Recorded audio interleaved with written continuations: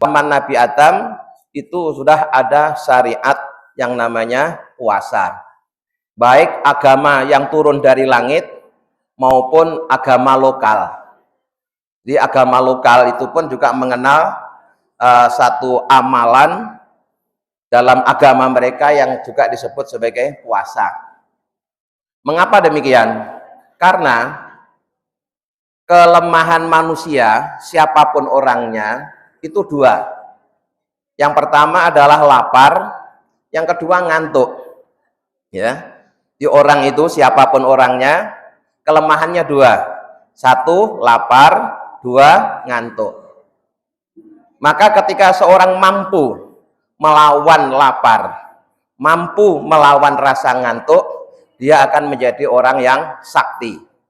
Ya, siapapun orangnya yang mampu mengalahkan lapar dan mampu mengalahkan ngantuk, maka dia akan jadi orang sakti. Maka dalam agama lokal pun itu kalau mereka pengen sakti, amalannya juga puasa, tidak makan, tidak tidur. Ya, tidak makan, tidak tidur dalam waktu beberapa hari, akhirnya dia menjadi orang yang sakti. Nah, Islam datang meluruskan pemahaman yang terjadi di masyarakat bahwa kita umat Islam diwajibkan puasa itu supaya jadi orang yang takwa. Nah, orang itu kalau udah takwa, otomatis dia juga akan menjadi sakti. Tidak hanya sakti di dunia, tapi sakti di akhirat. Saktinya orang di dunia itu maling hanya tidak mempan dibacok, tidak mempan dibakar, bisa terbang, bisa mengangkat benda yang berat dan seterusnya. Tetapi jika seseorang puasa sesuai dengan tuntunan Islam, ya sakti tidak mempan dibakar di neraka. Ya, tidak mempan di neraka. Makanya orang puasa itu dirindukan surga. Ya, karena memang neraka pun tidak akan mempan membakar orang yang puasa. Maka dalam satu hadis yang sangat populer setiap kali menyambut datangnya bulan Ramadan adalah man fariha bituhuli Ramadan haramallahu jasadahu ala niron. Orang yang bergembira menyambut datangnya bulan Ramadan, dia akan diharamkan masuk neraka.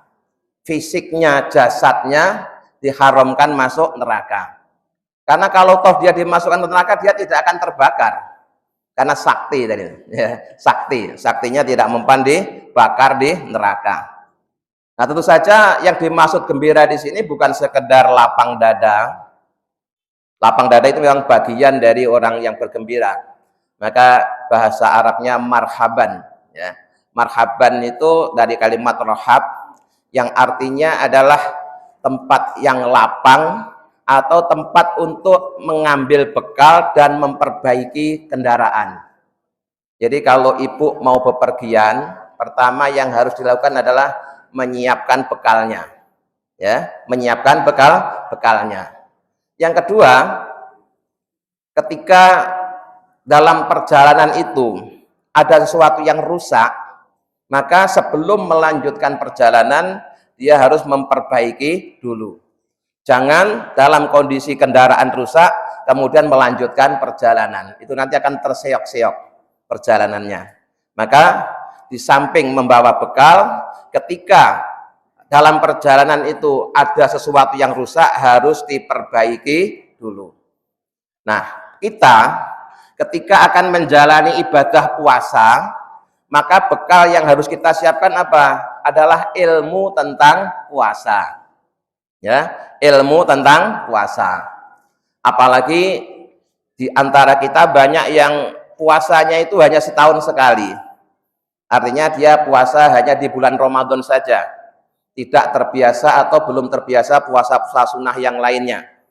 Maka untuk orang-orang seperti ini harus kembali ya, mengoreksi, memeriksa bekal yang akan dibawa untuk memasuki bulan Ramadan. Caranya salah satunya adalah mengaji tentang ilmunya berpuasa. Supaya nanti puasanya itu benar-benar dilaksanakan berdasarkan ilmu. Ya. Karena faqulu man bi ghairi ilmin ya'malu a'maluhu mardudatun la tuqbalu. Setiap orang yang beramal tanpa didasari ilmu, itu amalnya akan tertolak dan tidak diterima. Nah, ketika kita akan berpuasa, selain tadi sudah paham makna puasa yaitu menahan diri, kita harus mengetahui syarat wajibnya puasa. Ya. Wasaro itu wujubis syam salah satu asya'a. Syarat wajibnya puasa itu ada 3 yang harus dipenuhi sebelum seseorang itu berpuasa. Ada 3. Apa itu? Yang pertama adalah al-islamu. Dia harus orang Islam. Yang wajib puasa itu hanya mereka yang Islam. Yang enggak Islam enggak wajib puasa. Di pertama Islam dulu. Yang kedua wal bulughu balik. Tidak sekedar Islam tapi orang itu sudah balik. Nah, pengertian balik ini untuk anak laki-laki adalah ketika dia sudah berumur sekitar 15 tahun atau sudah pernah mimpi indah. Untuk anak perempuan adalah ketika dia sudah berumur 9 tahun atau sudah pernah datang bulan. Berarti itu sudah memasuki usia balik. Yang hadir di sini bukan sekedar balik, sudah buluk. Sudah lebih dari balik. Kemudian berikutnya lagi adalah wal aklu, berakal sehat. Jadi syariat Islam itu semuanya hanya diwajibkan bagi mereka yang berakal sehat. Sementara yang sedang ODGJ, nah dia tidak wajib menjalani ibadah apapun, tidak hanya puasa. Ya, sholat juga nggak wajib. Yang lainnya juga nggak wajib. Kenapa? Karena dia tidak berakal sehat. Di syaratnya itu Islam, balik dan berakal sehat. Nah, gabungan dari 3 kalimat ini itu sering disebut dengan istilah mukalaf. Ya, mukalaf. Siapa yang disebut orang mukalaf? Mukalaf adalah orang Islam yang sudah balik dan berakal sehat. Nah, kemudian ada juga ulama yang menambahkan 1 syarat lagi, yaitu wal qudratu ala saum, bahwa orang tersebut mampu menjalani ibadah puasa. Artinya, walaupun dia sudah Islam, berakal sehat, dan juga sudah balik, tapi kalau dia sedang tidak mampu menjalani ibadah puasa, maka orang seperti itu juga tidak wajib puasa. Contohnya apa? Atau siapa orang yang tidak mampu ibadah puasa itu? Misalkan orang yang lanjut usia, ya, orang yang lanjut usia, atau orang yang sudah ini punya penyakit permanen. Nah, itu memang dia tidak wajib puasa. Tapi nanti ada gantinya, ya. Gantinya harus membayar fidyah. Jadi yang diwajibkan bayar fidyah itu hanya berlaku untuk orang yang tidak mampu puasa karena lanjut usia atau karena sakit yang permanen. Kalau wanita yang hamil dan menyusui, nanti di akhir bab ini dijelaskan bahwa mereka tetap wajib puasa. Tetap wajib puasa. Kalau dia nggak puasa bagaimana? Dilihat dulu. Kalau dia tidak puasa itu karena dirinya sendiri, sebenarnya kandungannya kuat. Sebenarnya anak yang disusui juga kuat. Tapi ibunya yang tidak kuat.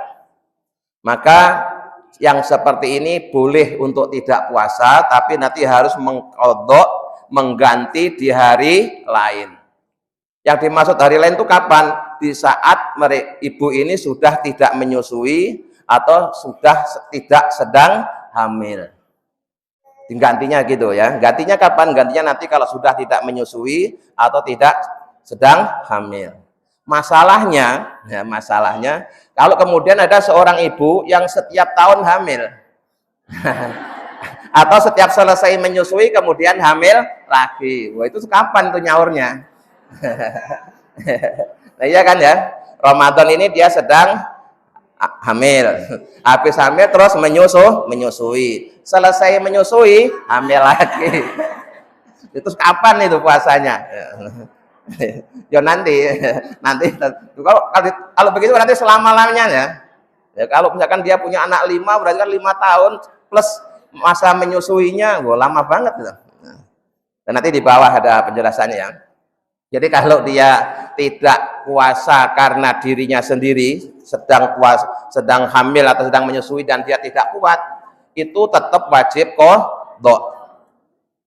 Nah, kemudian kalau dia tidak puasanya karena khawatir dengan anaknya, jadi yang rewel itu bukan ibunya tapi anak yang disusui atau bayi yang masih dalam kandungan. Sebenarnya ibunya kuat puasa, tapi berdasarkan analisa dokter ini kalau dipakai puasa kandungan ini rawan keguguran misalnya, sehingga ibu ini disarankan untuk tidak puasa.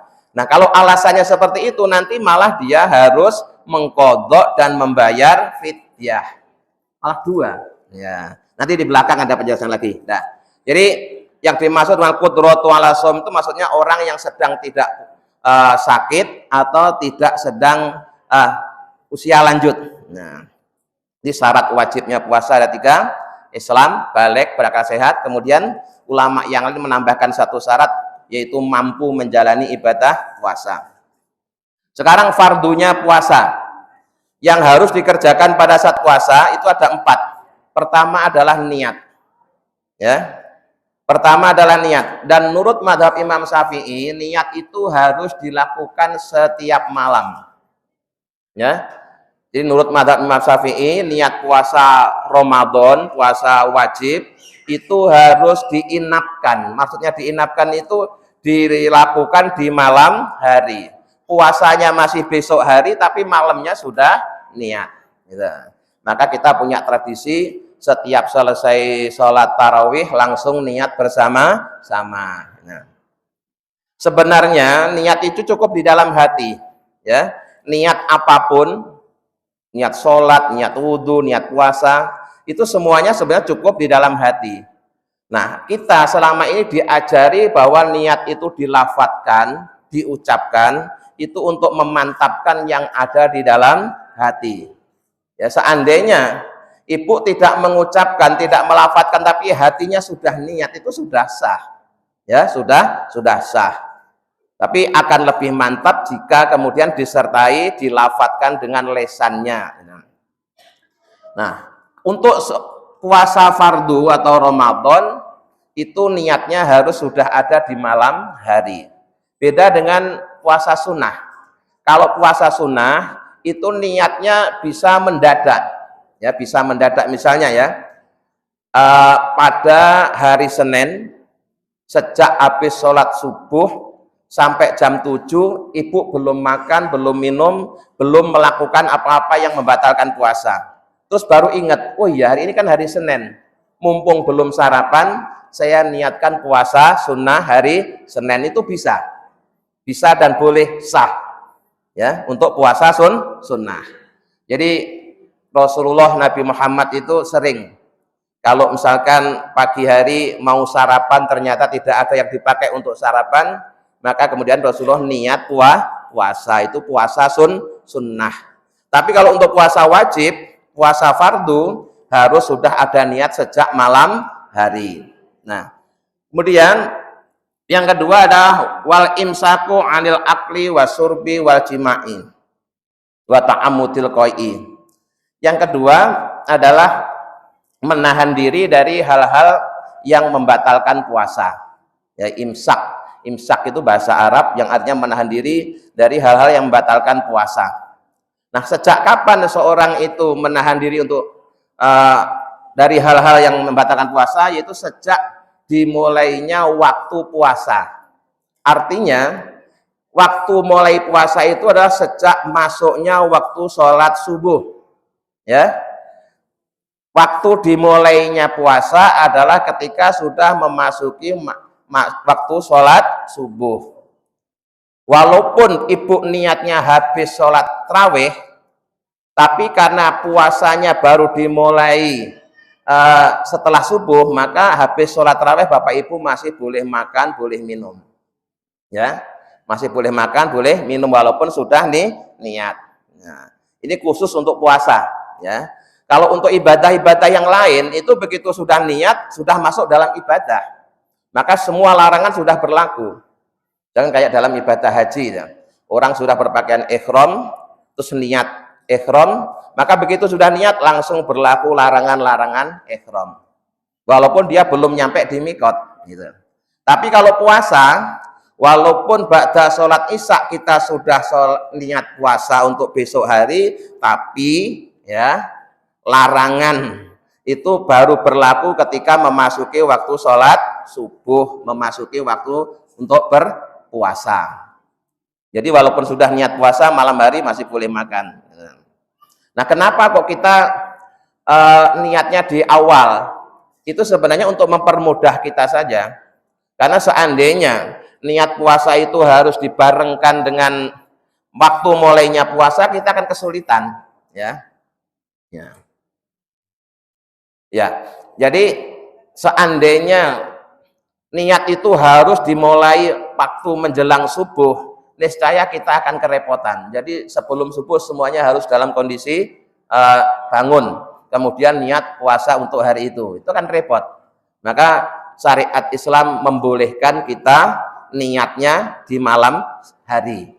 Nah, sehingga sebelum tidur kita sudah niat. Nah, seandainya besok bangunnya itu bangun ketika sudah masuk waktu sholat subuh, itu dia sudah niat. Nah, kalau niatnya harus dilakukan sebelum sholat subuh, dan ternyata orang itu bangunnya kesiangan, akhirnya kan berarti dia tidak niat, malah repot kan? Nah, makanya di dalam Islam, niat puasa Ramadan itu dilakukan sesudah sholat isya, sehingga pagi nanti tidak perlu niat lagi. Tapi walaupun sudah niat, larangan-larangan atau kewajiban menjalankan yang menahan diri dari yang membatalkan puasa baru dimulai setelah masuk waktu sholat subuh.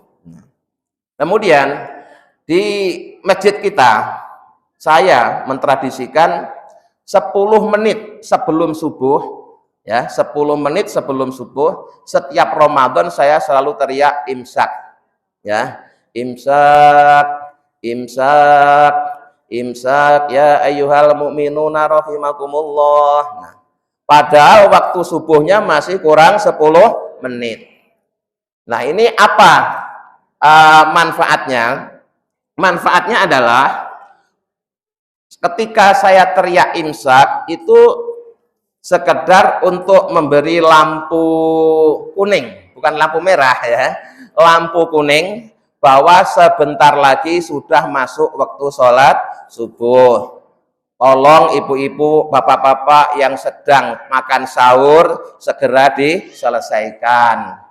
Ya, yang mungkin sudah selesai makan tapi belum gosok gigi, segera gosok gigi. Gitu. Maksudnya begitu. Ada jeda sekitar 10 menit. Sehingga nanti pas masuk waktu sholat subuh, itu mulut kita sudah benar-benar bersih, sudah kosong dari makanan. Tujuannya seperti itu, ya. Coba kalau seandainya tidak ada tradisi teriak imsak, ibu lagi asik makan, ya, satu piring belum selesai, tiba-tiba adzan subuh, apa yang dilakukan? Wah, bingung kan? Bingung, ya. Mau dilanjutkan sudah sholat subuh, ya. Udah adzan subuh, nggak dilanjutkan tanggung, wah, repot kan?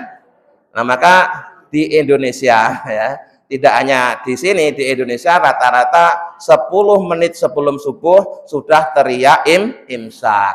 Tapi walaupun teriak imsak bukan berarti sudah haram makan, belum haram. Masih ada waktu sekitar 10 menit. Jadi kalau saya teriak imsak kemudian ibu makan masih setengah piring, habisin dulu. Nah, tapi jangan tambah lagi. Tambah lagi jadi nggak cukup 10 menit. Habis makan nasi ternyata wah ini gorengannya belum nih sayang. Wah, itu nanti ya akhirnya waktu adzan masih ada makanan di mulut kan.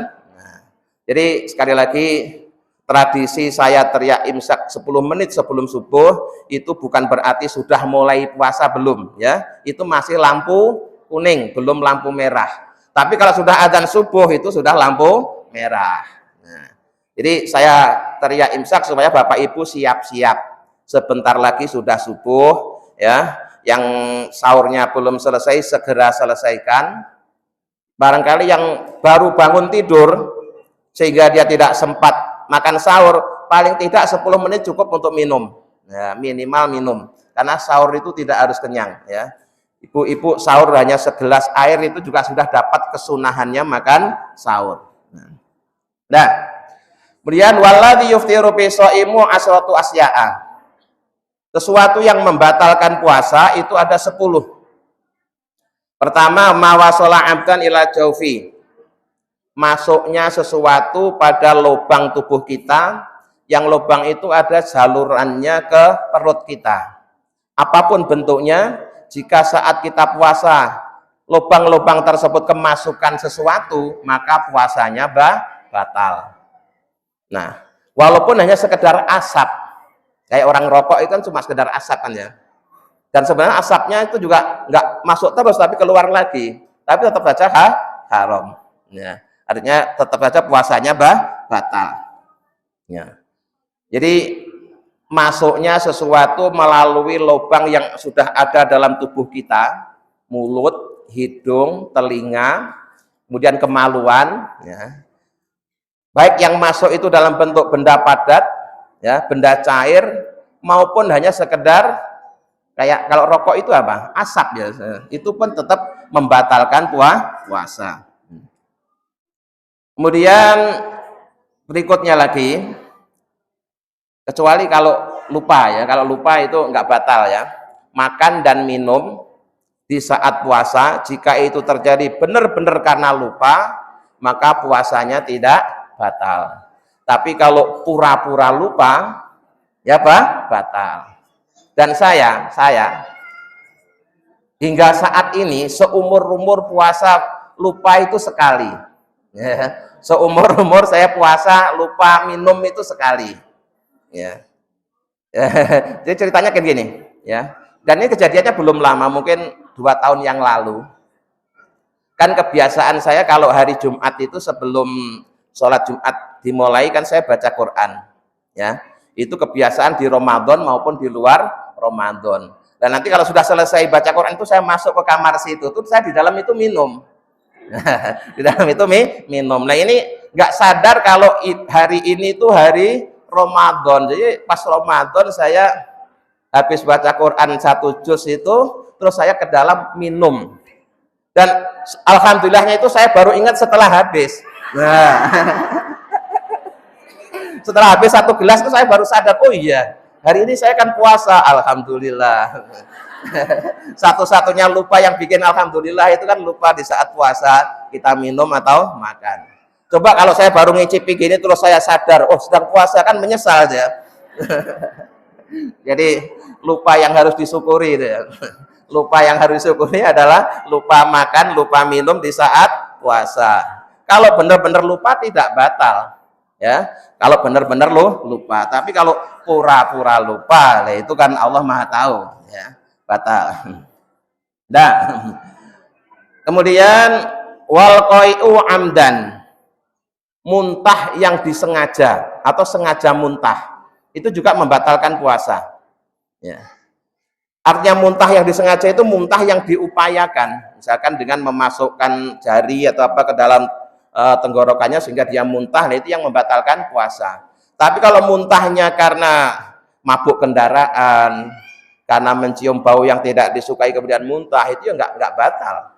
Ya, tidak batal. Jadi muntah yang membatalkan puasa itu muntah yang disengaja atau diupayakan agar muntah.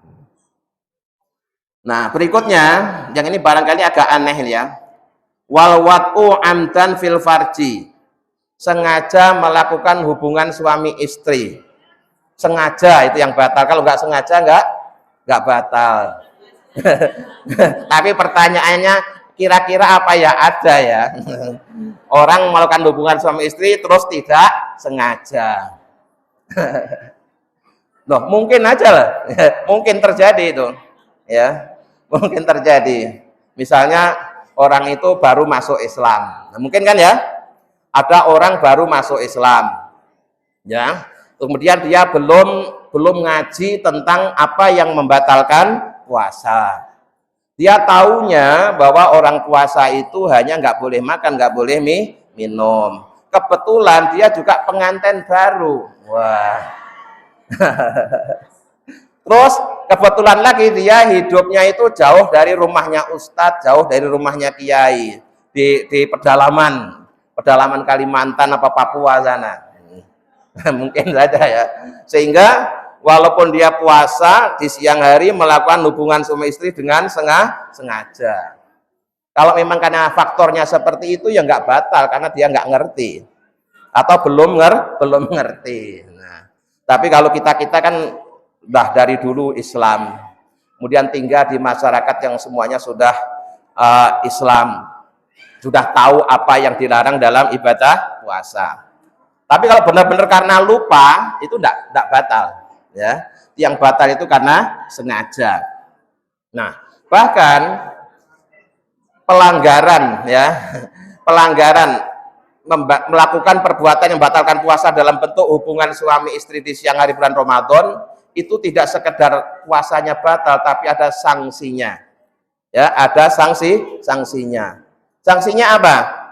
Kedua-duanya harus mengganti satu kali pelanggaran itu dengan puasa 2 bulan berturut-turut. Bayangkan, satu kali pelanggaran ya, gantinya 2 bulan berturut-turut. Wah, ini berat ini, ya.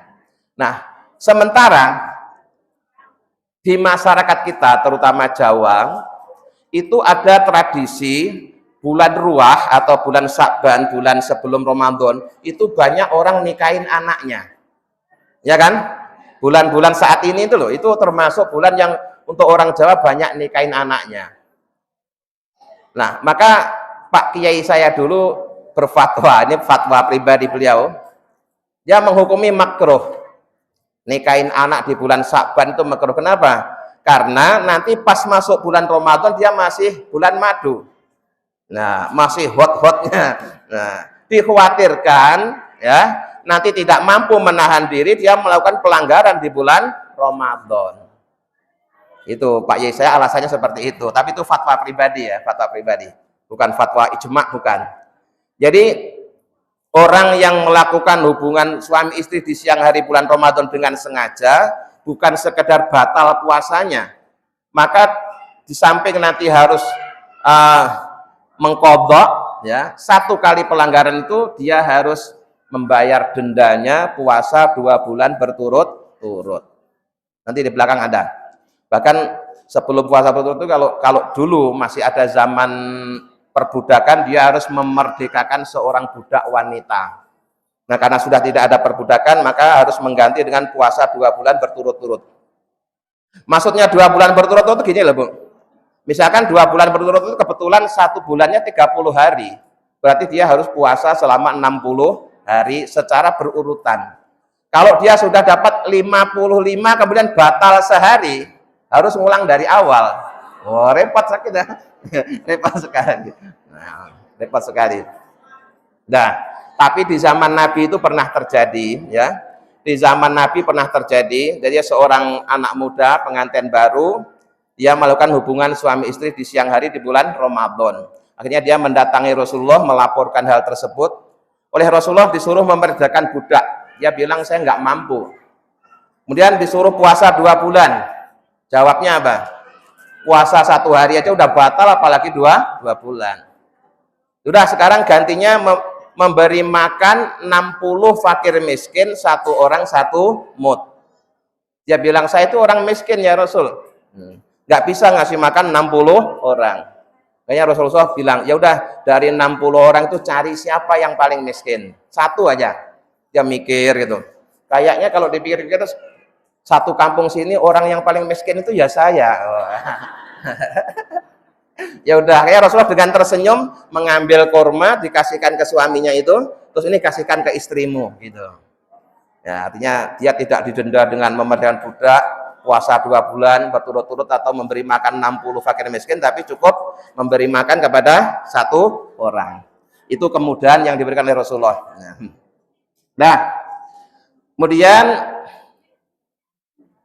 termasuk yang membatalkan puasa lagi adalah wal inzalu an mubasarotin, keluar mani yang keluarnya bukan karena mimpi, ya, baik keluarnya karena sentuhan atau karena melihat sesuatu yang menjadikan dia syahwat, itu membatalkan puasa. Tapi kalau keluarnya karena mimpi itu tidak membatalkan puasa.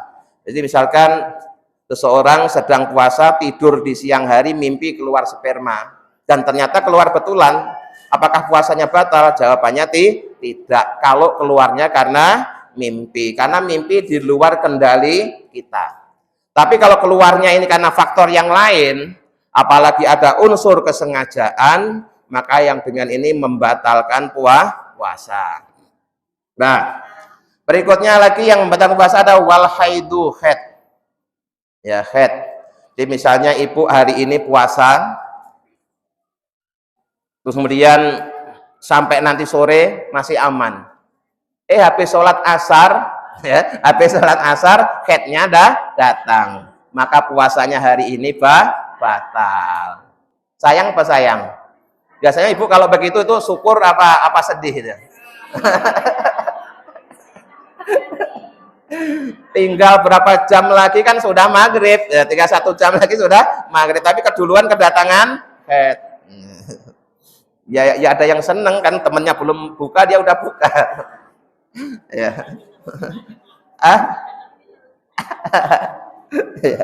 Ya terus nggak bisa. Jadi kalau sudah datang haid, walaupun tinggal 10 menit lagi maghrib, tetap aja puasanya batal. Nah sebenarnya untuk yang batal seperti itu tetap dia wajib imsak loh. Ya. Artinya kalau toh dia pengen makan atau minum jangan secara terbuka ya, jangan secara terbuka. Mentang-mentang nggak puasa terus nanti makannya terbuka, itu yang nggak boleh ya. Nah, kemudian wan nifasu, nifas ya juga ya, di datangnya haid kemudian keluarnya darah nifas itu juga membatalkan puasa. Berikutnya lagi adalah wal jununu, gila ya. Ada orang kalau perutnya kenyang normal, tapi kalau lapar kambuh. Jadi kalau dia habis makan perutnya kenyang itu normal, ya normal. Tapi nanti kalau sudah kelaparan dia gilanya kambuh, marah-marah, banting-banting. Wah ini ya jadi gila itu juga termasuk membatalkan puasa. Dan waridatu murtad. Nah kalau murtad tidak hanya batal puasanya, Islamnya aja batal. Nah kemudian yang disunahkan ketika kita sedang puasa. Ya, ini nanti bab puasa kita selesaikan ya. Dari wa yustahabu fi shaumi salah satu asya'a. Ketika kita sedang puasa itu disunahkan 3 hal. Pertama apa? Ta'jilul fitri. Segera berbuka ketika sudah benar-benar datang waktu sholat maghrib. Maka makanan yang dimakan pertama ketika berbuka disebut makanan takjil. Takjil itu maknanya segera. Ya, takjil itu maknanya menyegerakan. Ya. Di makanan yang segera dimakan saat berbuka itu kemudian di masyarakat dikenal dengan makanan takjil. Ya. Takjilul fitri. Artinya begini, begitu sudah jelas-jelas masuk waktu maghrib, maka kita harus segera membatalkan puasa kita walaupun hanya dengan seteguk air atau dengan sepotong roti, sepotong kue. Jangan sampai kemudian begini, saya masih kuat, saya mau sholat dulu. Nah nanti bukannya habis sholat, itu malah tidak baik. Ya, jadi jangan terus, saya masih kuat, nanti aja makannya habis maghrib. Nah, boleh kita makan habis maghrib, tapi tolong puasanya dibatalin dulu. Walaupun hanya dengan sebutir kurma atau seteguk air. Yang penting begitu sudah masuk maghrib harus segera berbuka. Yang kedua kebalikannya. Wa ta'khirus sahuri, dan mengakhirkan waktu sahur. Maka kalau saya teriak imsak itu waktu sahur masih ada 10 menit, maka saya habis teriak imsak itu saya juga masih minum. Ya. Untuk mengambil sunnahnya takhirus sahur, mengakhirkan sahur. Makannya sih di rumah, di rumah udah makan, sebelum baca Quran itu kita udah makan, tapi sambil bawa ke sini sambil bawa minuman. Dan nanti pas habis teriak imsak, sebelum adzan subuh itu kita minum dulu, itu masih bisa. Itu namanya mengakhirkan sahur. Nah, jadi ini hikmahnya supaya waktu kita puasa itu tidak terlalu terasa berat. Kenapa? Karena seakan-akan kayak baru sarapan. ya. Karena apa? Sahurnya sudah menjelang subuh. Nah dulu kita waktu masih kecil itu sahurnya jam 1 malam, ya kan? Jam 1 malam, jam 2 malam udah makan sahur. Terus habis makan sahur kenyangan, terus ketiduran. Karena kenyang tidur kan nyenyak, akhirnya ndak subuhan. Ya, jadi aneh. Dengan menjalankan ibadah puasa satu kewajiban rukun Islam, tapi meninggalkan kewajiban rukun Islam yang lain, yaitu sholat subuhnya jadi kesiangan. Nah maka sebenarnya aturannya kalau makan sahur itu makanlah di akhir waktu sahur, sehingga habis makan sahur jangan tidur lagi, ya. Habis sahur langsung terus persiapan sholat subuh, itu loh, ya. Kemudian yang ketiga, watarakul hujri minal kalami. Ya. Yang ketiga yang disunahkan saat sedang berpuasa adalah meninggalkan perbuatan-perbuatan yang bisa merusak pahalanya puasa. Salah satunya yaitu menjaga lisan kita, menjaga omongan kita, jangan sampai kita pakai untuk gosip, untuk bertengkar, ya. Karena semuanya itu walaupun tidak sampai membatalkan puasanya, tapi akan membatalkan pahalanya puasa. Nah, kemudian kita lanjutkan lagi. Wa yahrumu siyamu khamsati ayamin. Dalam satu tahun itu ada 5 hari yang diharamkan untuk puasa. Ya, 5 hari yang diharamkan untuk puasa. Nah, 5 hari itu rinciannya, ya. Yang pertama adalah 2 hari raya, yaitu hari raya Idul Fitri dan hari raya Idul Adha. Jadi 1 Syawal dan 10 Dzulhijjah itu 2 hari yang diharamkan untuk puasa. Jika kita sudah yakin bahwa hari ini adalah tanggal 1 Syawal, maka kita haram puasa. Kalau yakin ya. Tapi kalau kita nggak yakin kalau hari ini tanggal 1 Syawal, hari ini masih tanggal 30 Ramadan, ya kita harus puasa. Yang haram puasa itu yang yakin kalau hari ini sudah lebaran kok dia puasa itu haram. Tapi kalau dia yakin hari ini saya masih berkeyakinan masih tanggal 30 Ramadan, 1 Syawalnya masih besok, maka hari ini saya masih wajib puasa. Jadi kuncinya ada di keyakinan. Maka kalau ibu-ibu nanti mendapatin perselisihan hari raya ya, ada yang hari raya hari ini, ada yang besok, ibu tinggal kembalikan kepada ibu yakin ikut yang mana.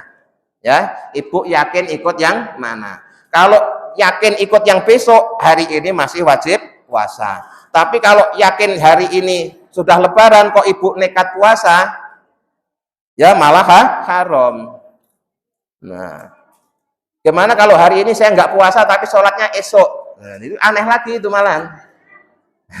Alasanmu hari ini nggak puasa apa? Nah, gitu kan? Hari ini karena sudah lebaran. Kalau lebaran hari ini ya sholatnya hari ini, karena nggak. Kalau hari ini lebaran berarti hari ini sudah 1 Syawal. Kok sholatnya Idul Fitri besok? Ya berarti besok itu untuk kamu kan sudah tanggal 2 Syawal. Memang ada sholat Idul Fitri tanggal 2 Syawal. Nah, tanggal Idul Fitri itu tanggal 1 Syawal. Jadi sekali lagi nanti kalau kita menemui perbedaan ya perselisihan hari Idul Fitri itu ya kita tinggal yakin ikut yang mana. Ya, kalau yakin hari ini sudah lebaran, ibu tidak boleh puasa, harus lebaran. Maksudnya lebaran tidak harus sholat ya, dengan tidak puasa itu loh, maksudnya sudah lebaran.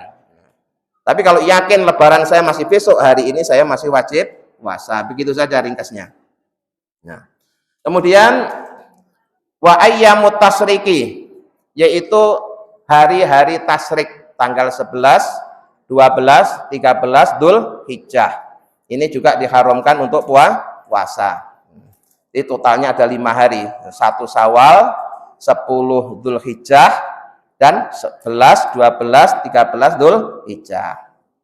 Nah, kemudian ada satu lagi hari yang dimakruhkan untuk puasa, yaitu hari yang diragukan. Jadi orang itu masih ragu-ragu. Nah, sudah lebaran apa belum? Sudah Ramadan apa belum? Tuh ragu-ragu kok puasa, malah makruh. Kalau niat puasa ya jangan ragu-ragu. Nah, kalau niat puasa jangan ragu-ragu, harus mantap. Nah ini tadi yang di awal sudah saya singgung. Wa man wati'a fi nahari Ramadan amitan fil farji fa alaihil qada'u wal kafaratu. Barang siapa yang sengaja melakukan hubungan suami istri di siang hari di bulan Ramadan, maka wajib baginya untuk mengkodok dan membayar kifaroh. Sengaja ya. Nah, kifarohnya apa? Itku rokobatin mukminatin, memerdekakan budak wanita yang beriman. Itu mahal itu, ya. Mahal. Jadi budak itu sering saya sampaikan akibat dari perang antar suku. Jadi dulu itu, ya, dulu itu antar suku itu perang untuk merebut kekuasaan. Nanti suku yang kalah menjadi budaknya suku yang menang. Nah, kalau dia sudah dikuasai oleh suku yang menang, itu menjadi budak. Budak itu walaupun bentuknya manusia, tapi statusnya seperti hewan ternak. Jadi yang wanita itu ya difungsikan sebagai pembantu, kadang-kadang juga ada yang difungsikan sebagai istri cadangan, terus nanti kalau bosan bisa dijual. Manusia tapi bisa dijual, ya gitu. Itu zaman dulu ya. Alhamdulillah dengan datangnya Islam, itu sistem perbudakan itu sudah beransur-ansur dihapus. Karena di dalam Islam setiap kali terjadi pelanggaran berat, hukumannya memerdekakan budak. Sehingga budak lama-lama menjadi merdeka semua. Lah untuk zaman sekarang itu sudah tidak ada, perbudakan itu sudah tidak ada. Semua orang statusnya merdeka. Nah, maka karena pertama ini sudah tidak ada, kafaroh yang kedua, ya, fa illam yajid fasiyamu sahraini mutatabi'ain. Kalau dia sudah tidak mendapatkan budak, dia harus puasa 2 bulan berturut-turut, tidak boleh ada yang batal. Kalau ada yang batal, harus diulang dari awal. Kalau dia tidak puasanya karena haid, ya nggak masalah, tapi yang sengaja dibatalkan tadi itu lah maksudnya. Ya, harus diulang dari awal. Sekarang kalau dia puasa 2 bulan juga tidak mampu, fa illam yastati fa it'amu sittina miskinan. Dia harus ngasih makan 60 orang miskin, likuli miskinin mudun. Setiap satu orang miskin 1 mud. Ya, sebagai gantinya. Nah, mud itu seberapa? Mud itu adalah 1/4-nya ukuran zakat fitrah. Saya punya ya di Lazis itu ada ukuran zakat fitrah, takaran zakat fitrah yang namanya sok, dan juga saya beli mud. Tapi begini dulu itu, ketika saya haji tahun 2004 ya, itu saya punya keinginan nanti nyampe di sana saya mau beli takaran zakat. Ya, beli takaran zakat. Nah, perkiraan saya, dugaan saya takaran zakat yang di sana itu besar, kemudian nanti isinya lebih banyak daripada yang selama ini kita keluarkan. Itu bayangan saya sebelum beli. Tapi begitu saya beli ternyata kita bandingkan dengan yang selama ini kita keluarkan itu masih lebih banyak yang selama ini kita keluarkan. Artinya begini, selama ini kita sudah sepakat kalau bayar zakat fitrah itu kan 1 orang 3,5 liter. Lah itu alat yang saya beli itu saya isi 3 liter itu sudah penuh. Akhirnya tidak pernah saya pakai. Kok seandainya alat yang saya beli ini isinya 4 liter saya pakai itu. Saya pakai, tapi ternyata isinya hanya 3 liter. Makanya nggak pernah saya pakai gitu ya. Tuh, terus saya beli mud juga ya. Mud itu kalau ditimbang mungkin hanya sekitar 6 atau 7 on beras, Bu. Ya. Jadi 1 hari harus diganti dengan 6 atau 7 on beras. Nah, sekarang pertanyaan 7 on beras itu kalau diuangkan cuma berapa? Mungkin barangkali hanya sekitar 10 ribuan, nggak nyampe kayak. Ya, 10 ribu lah ya. Ya, 10 ribu lah. Kalau 1 mud itu 10 ribu, nanti kali 4 kan 40 ribu. Kemarin zakat fitrah rata-rata di sekitar kita itu 40 ribu, kecuali di Polres.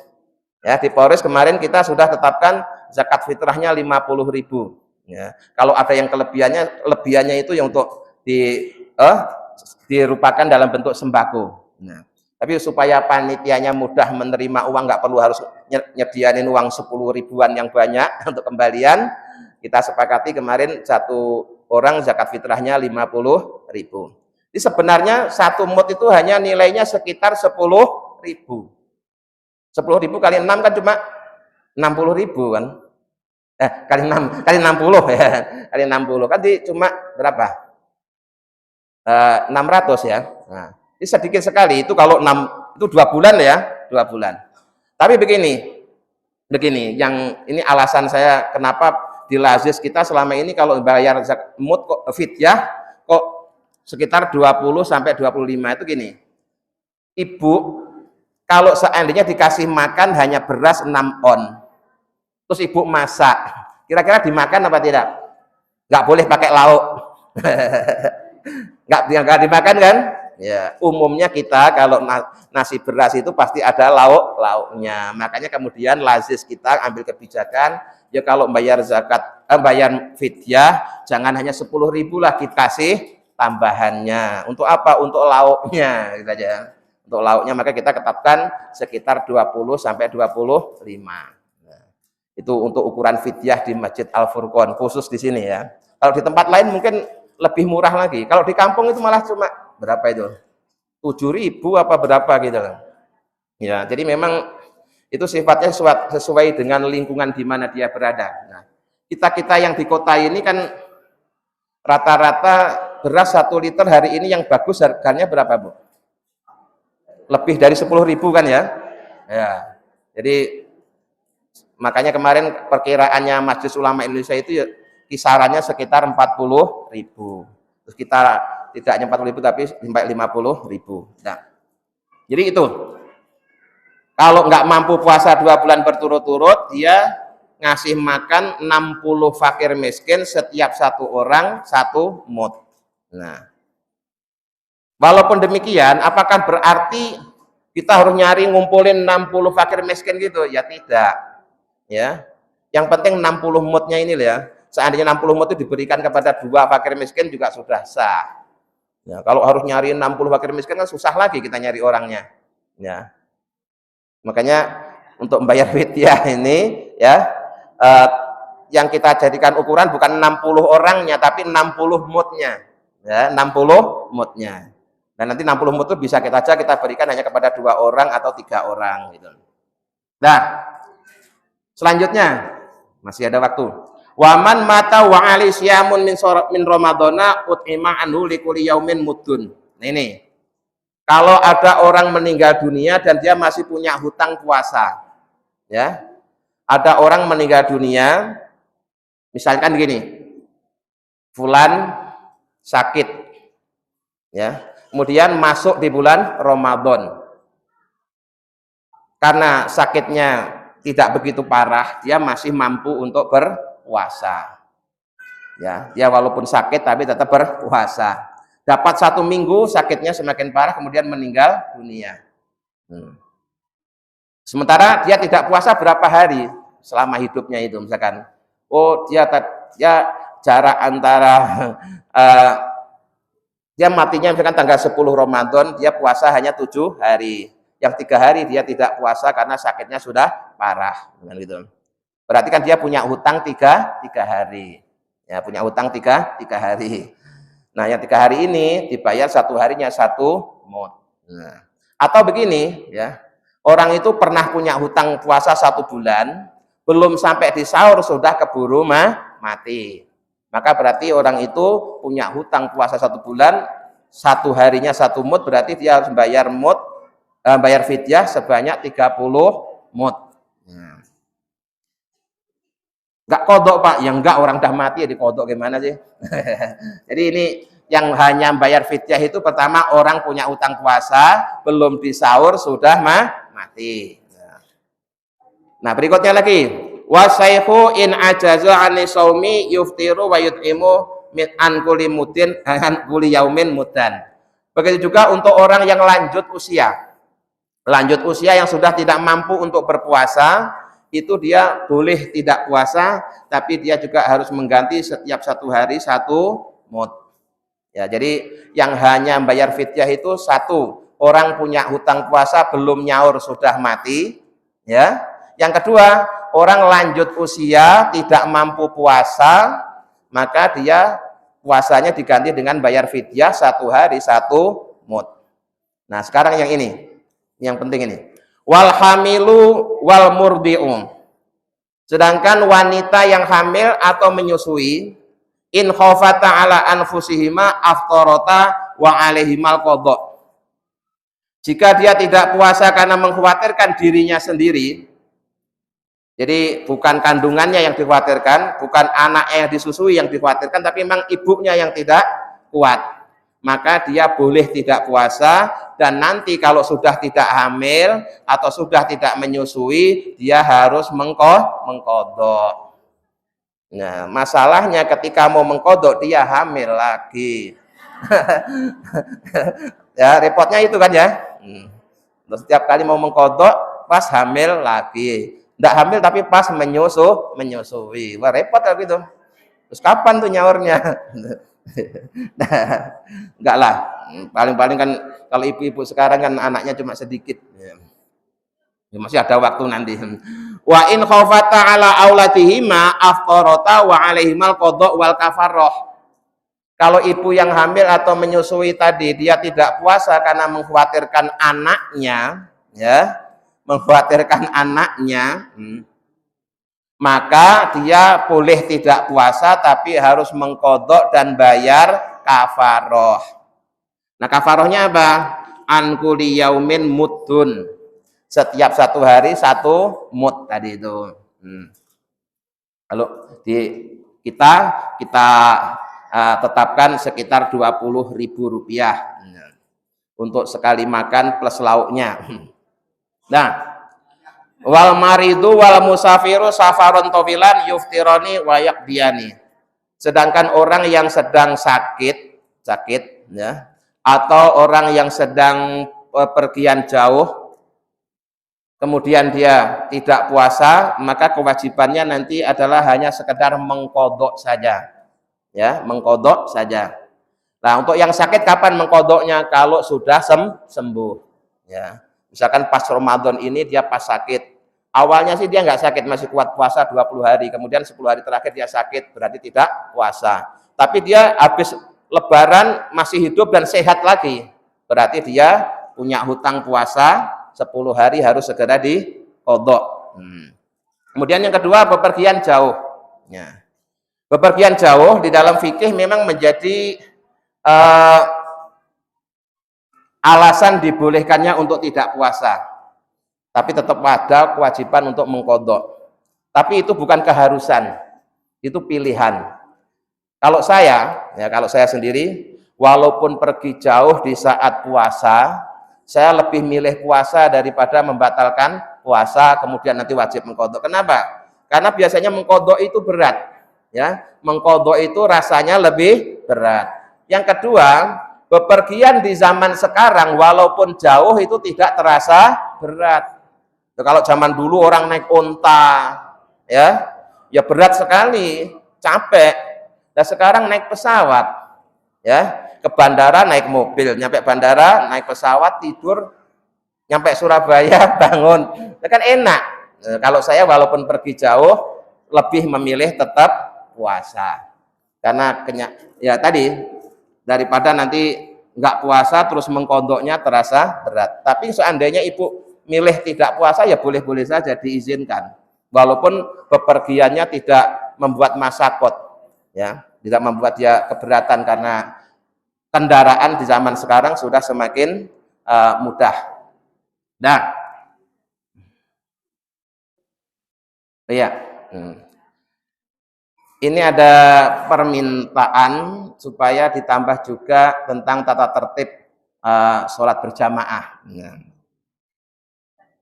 terutama untuk ibu-ibu. Sebenarnya nanti rencana saya bulan Ramadan ini saya mau mengaji kitab Risalatul Jamaah, kitab yang khusus membicarakan tentang tata cara sholat berjamaah. Rencananya mungkin nanti kalau jadi sebelum berbuka lah. Tapi karena ini sudah ada pertanyaan, ya saya jawab. Jadi begini, pengaturan shaf, ya, pengaturan shaf untuk shaf wanita itu kalau nurut di fikih-fikih, ya, posisinya adalah di belakang bapak-bapak. Jadi bapak-bapak dewasa, anak-anak laki-laki, terus baru ibu-ibu di belakangnya, gitu kan ya. Nah, kemudian dari segi hak tempat kita seberapa? hak tempat kita adalah seukuran badan kita masing-masing, bukan seukuran sajadah. Ya, soalnya apa? Sekarang ini sajadah itu besar-besar loh sekarang ini, ya. Kalau zaman saya dulu itu sajadah itu kecil-kecil. Karena mungkin zaman itu orangnya langsing-langsing kali ya. Sekarang itu sajadah itu besar-besar, ya. Nyetaknya itu bikinnya sajadah besar. Nah, kalau kemudian orang itu ukurannya sajadah, nanti akibatnya barisannya menjadi tidak rapat, gitu ya. Makanya supaya barisannya tetap rapat, ya jangan pakai ukuran sajadah, tetap pakai ukuran tubuh masing-masing. Yang sajadahnya lebar, seandainya ada sebagian diinjak temennya, nggak usah marah, ya nggak apa-apa gitu ya. Ya, atau sajadah 2 untuk bertiga, itu kan bisa, ya. Karena kalau sajadahnya besar-besar, orangnya kecil-kecil, terus berjauhan, gitu kan akhirnya kan nah, jadi banyak tempat yang kosong. Kemudian ada lagi kebiasaan ini suka ngapling. Nah, datangnya nanti aja kalau udah adzan, tapi sajadahnya udah dipasang di situ. Sering terjadi seperti itu kan, ya. Gini, aturan fikihnya, ya. Dalam sholat itu semua orang punya hak sama, ya. Dalam sholat itu namanya makmum punya hak yang sama. Siapapun yang datang duluan dia akan menempati tempat yang ke depan. Yang paling yang nggak boleh di depan imam aja, ya boleh. Ya. Jadi untuk makmum siapapun orangnya haknya sama. Siapa yang datang duluan dia menempati tempat yang depan. Maka tidak dibenarkan jika orang itu sudah masang sajadah tapi orangnya belum datang. Kalau pengen tempat di depan, ya dia harus sudah datang lebih depan. Ya, maksudnya begitu maksudnya, ya. Jadi, nah, kecuali kalau gini, ibu sudah dari maghrib tadi duduk di situ, ya, sudah duduk di situ, terus menjelang isya ibu sedang wudhu, maka habis wudhu ibu masih berhak untuk menempati tempatnya yang tadi. Nah, kalau hanya sekedar ditinggal ambil air wudhu, tapi kalau ditinggal pulang dulu, ya beda lagi. Ya, kalau tinggal pulang beda lagi. Jadi yang tetap menjadi haknya pemilik sajadah kalau orang itu bukan hanya sekedar keluar untuk ngambil air wudhu, terus untuk kembali ke situ lagi, itu dia lebih berhak menempati tempat itu. Ya. Tapi kalau ditinggal pulang dulu, terus kemudian digeser temennya, ya nggak boleh marah, karena kita semuanya punya hak yang sama. Itu aja ya. Cukup? Saya kira kajian kita pagi hari ini cukup sampai di sini. Ya. Ada yang perlu ditanyakan? Moga Bu. Ya.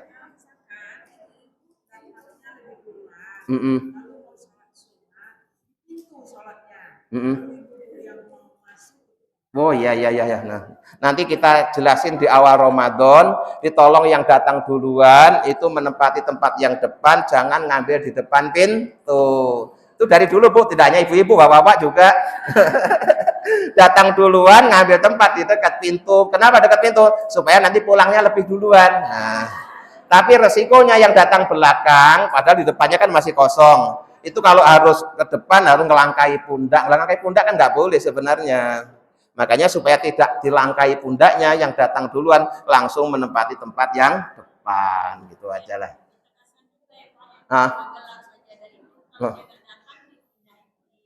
Ya. Iya.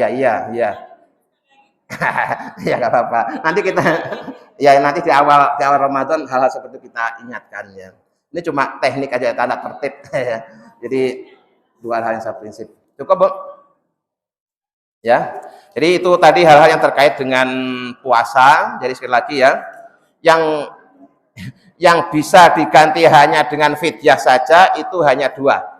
Satu, orang mati dia masih punya utang puasa, ya. Yang kedua, orang yang lanjut usia yang sudah tidak mampu puasa, maka cukup diganti fidyah saja. Adapun ibu-ibu yang tidak puasa karena menyusui, karena hamil, itu kalau dia karena anaknya, karena kandungannya, qadha dan fidyah.